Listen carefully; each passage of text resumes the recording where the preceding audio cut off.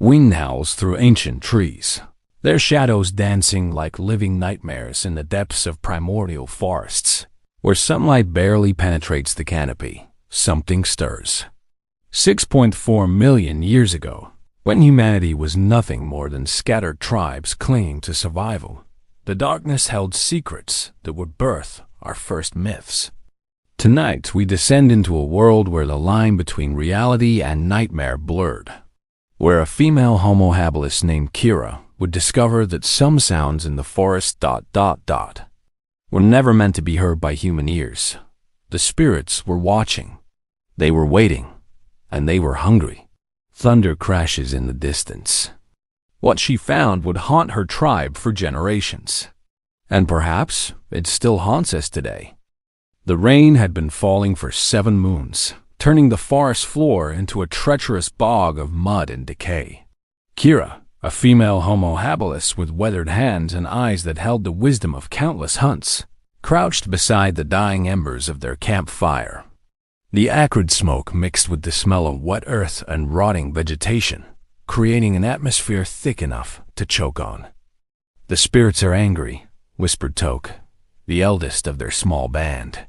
His voice trembled not from age, but from a fear that had been growing stronger with each passing day.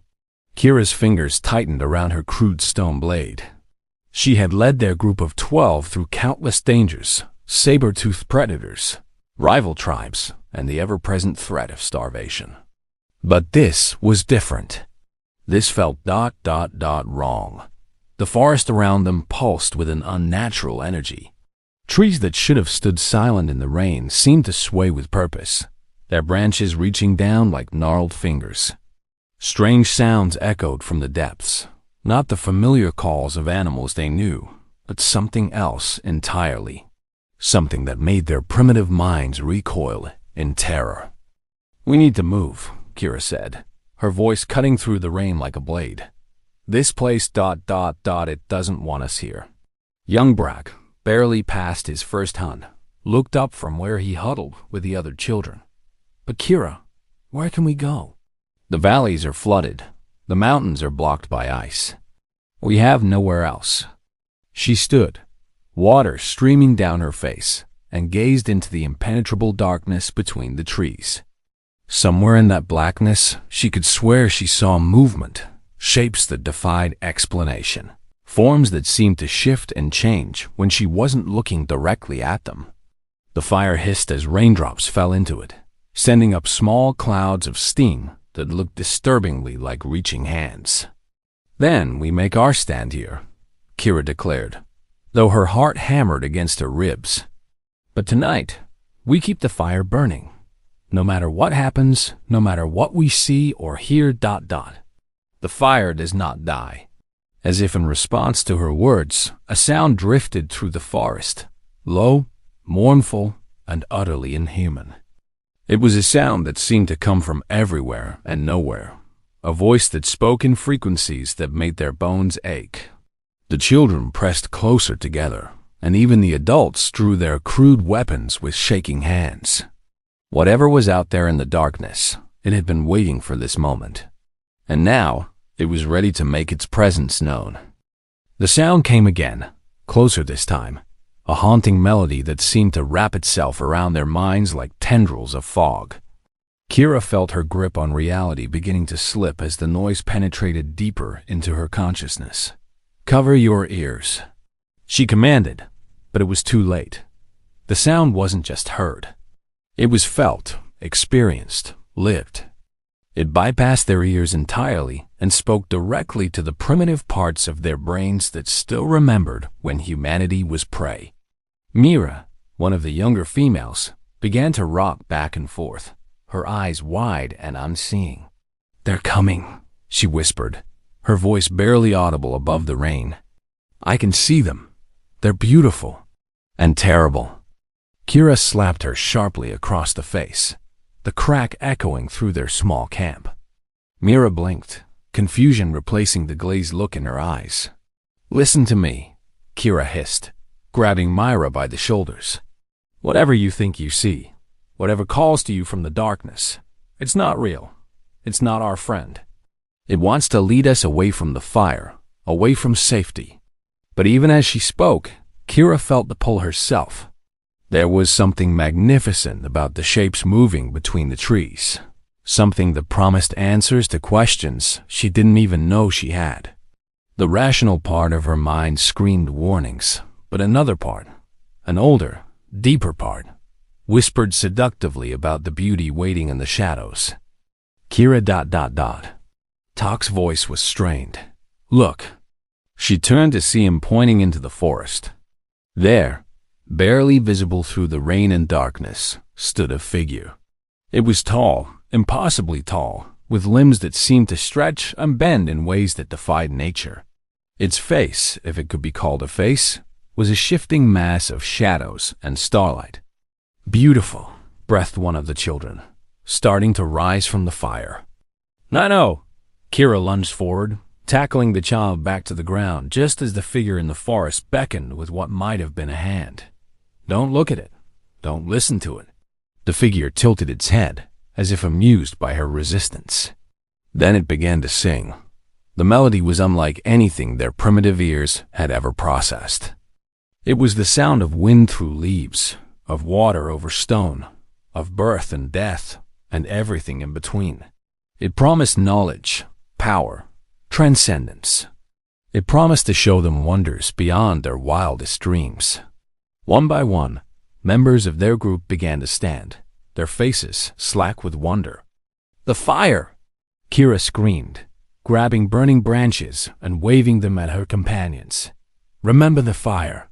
But her voice was lost in the song, and she watched in horror as half her tribe began walking toward the forest, toward the waiting figure, toward something that her every instinct told her meant death.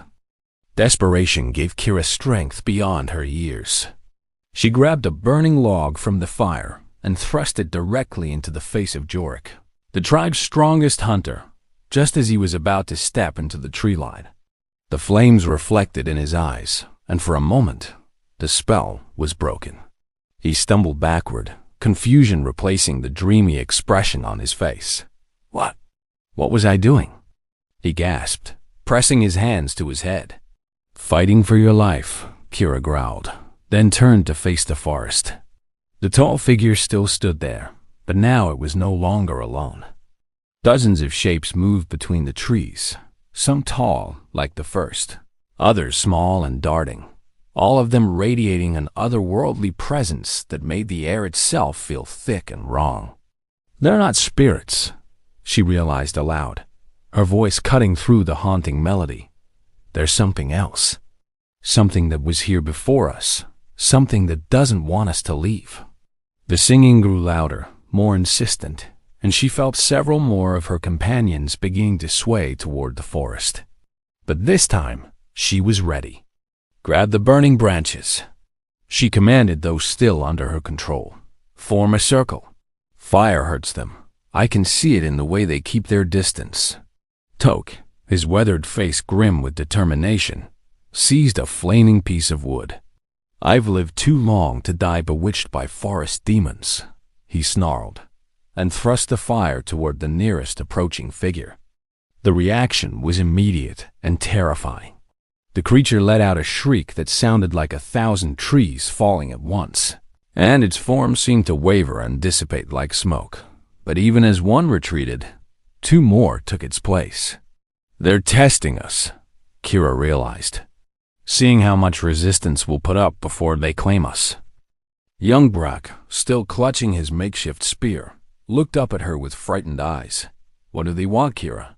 Why won't they leave us alone? Before she could answer, one of the creatures spoke. Not in the haunting melody they'd been using, but in words, broken, archaic words that their primitive language could barely comprehend. Hungry ... So hungry ... need ... warmth ... need ... life.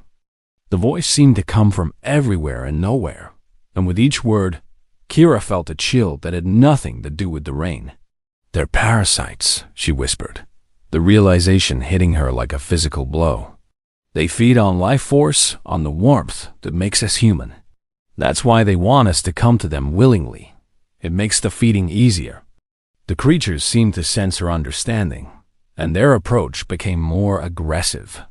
The singing rose to a fever pitch, and several more of her tribe members began stumbling toward the forest, despite the wall of fire she decreated.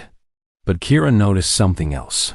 With each step her people took toward the creatures, the campfire behind them grew dimmer.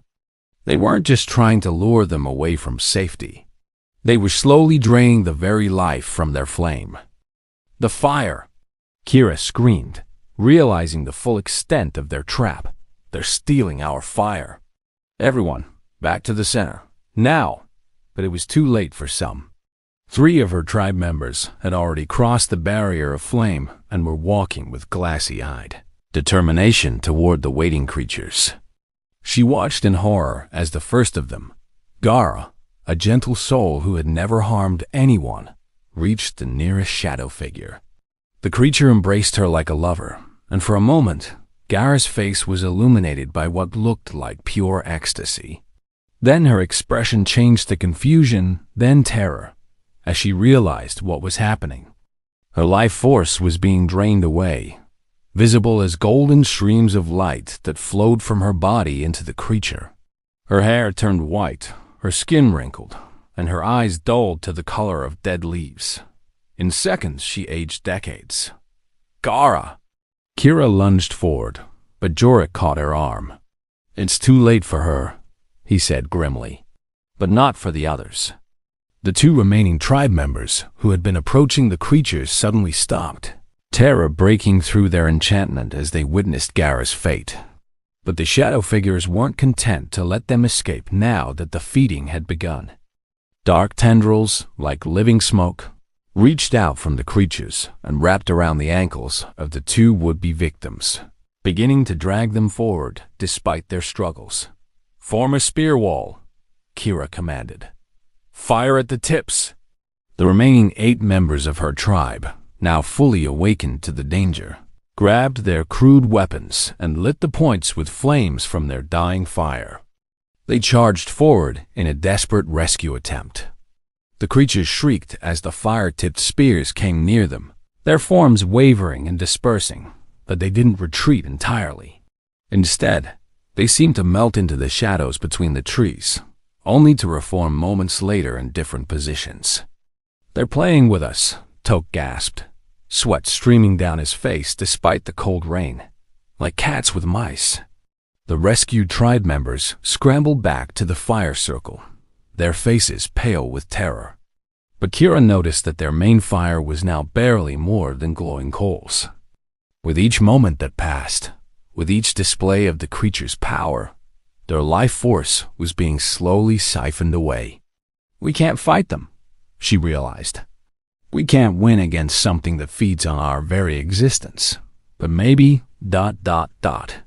She looked around at the forest, noting how the creatures kept their distance from the areas where lightning had recently struck. "Maybe we don't have to fight them." Thunder rumbled overhead, and an idea began to form in her mind. Desperate, dangerous, but possibly their only hope. "Everyone gather close," she whispered. "I have a plan. But if it fails, we'll all die in the next few minutes." The creatures seemed to sense that something was changing. Their haunting song rose to a crescendo, and they began moving closer, no longer content to wait and slowly drain their prey. The final confrontation was about to begin. Kira looked up at the storm-darkened sky, watching the lightning dance between the clouds. The creatures were closing in, their forms becoming more solid, more threatening with each passing second. "Listen carefully," she whispered to her huddled tribe. "These things fear fire, but they fear something else more, the fire from the sky. I've seen them retreat from lightning-struck trees." "What are you asking us to do?" Jorik asked, though his eyes already showed he understood. "We're going to call down the sky fire," Kira said, her voice steady despite the madness of her plan. "We're going to make ourselves into lightning rods." The creatures had stopped their advance, as if sensing the change in their prey's demeanor. Their haunting song faltered, replaced by what sounded almost like concern. "Metal? Toke said suddenly. "The strange rocks we found by the river. They call the Skyfire." Kira's eyes lit up. Their tribe had discovered several chunks of iron ore during their travels, crude and unrefined, but she had noticed that lightning seemed drawn to them during storms. "Get the sky stones," she commanded. "Everyone take one." As her tribe scrambled to retrieve the metal chunks from their meager possessions, the creatures seemed to realize what was happening.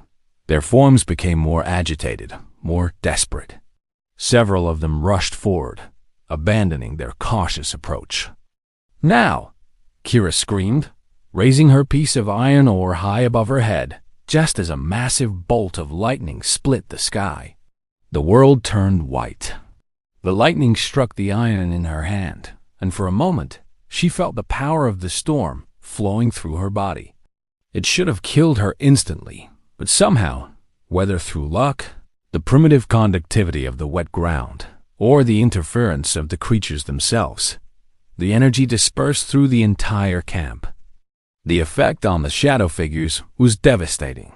They shrieked in voices that sounded like the world ending, their forms dissolving like mist before wind. The haunting melody that had held her tribe captive died with a final mournful wail. But the victory came at a price.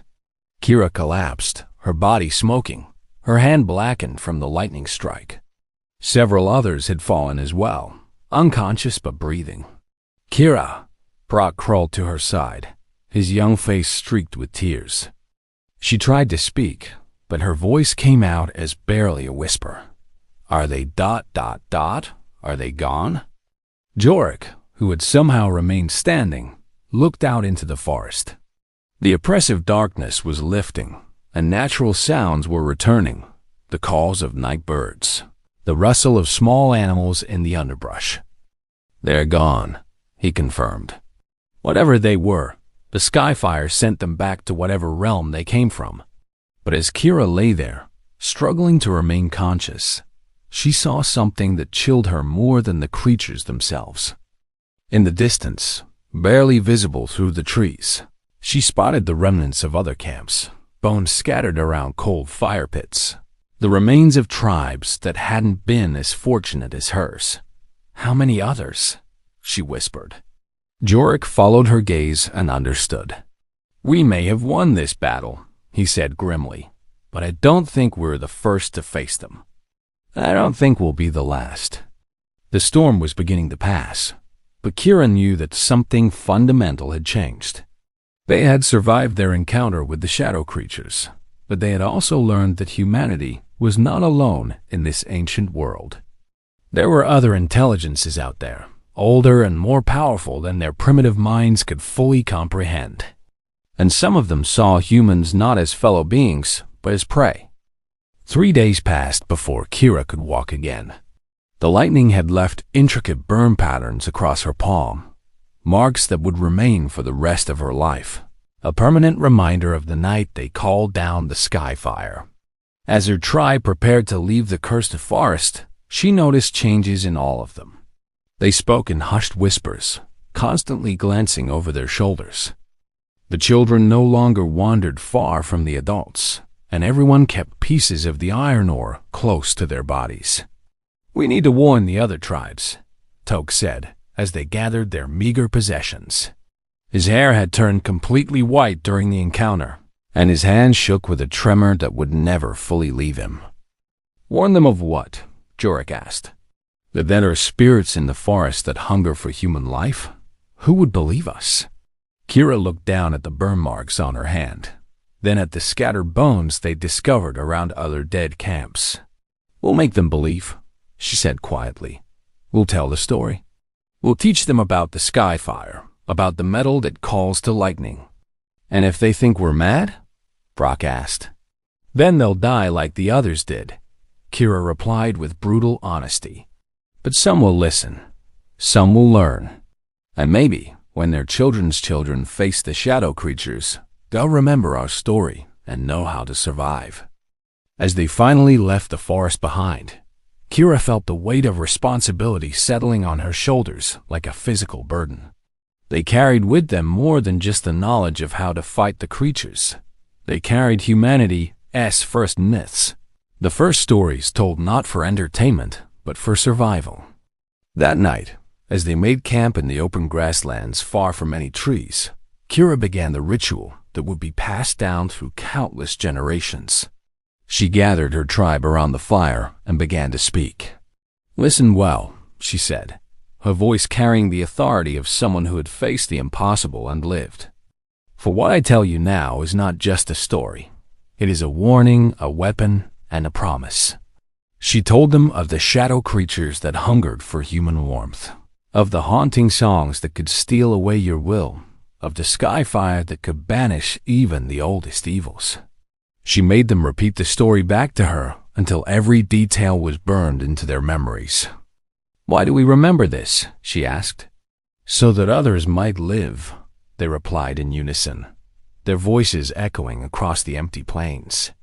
As the fire burned low and her tribe settled in for sleep, Kira stared up at the star-filled sky. The lightning had given her more than just the power to defeat the shadow creatures. It had given her glimpses of knowledge that her primitive mind could barely process. She had seen that there were other worlds beyond their own, other forms of life that defied understanding. Some were benevolent, some indifferent, and others ... Others were hungry. The shadow creatures were just the beginning. As humanity spread across the world, as they grew stronger and more numerous, they would encounter other ancient powers that had been waiting in the darkness. But they would be ready. The stories would prepare them. The knowledge would give them weapons. And somewhere in the back of her mind, Kira heard an echo of the creature's haunting melody, not threatening now, but almost ... respectful.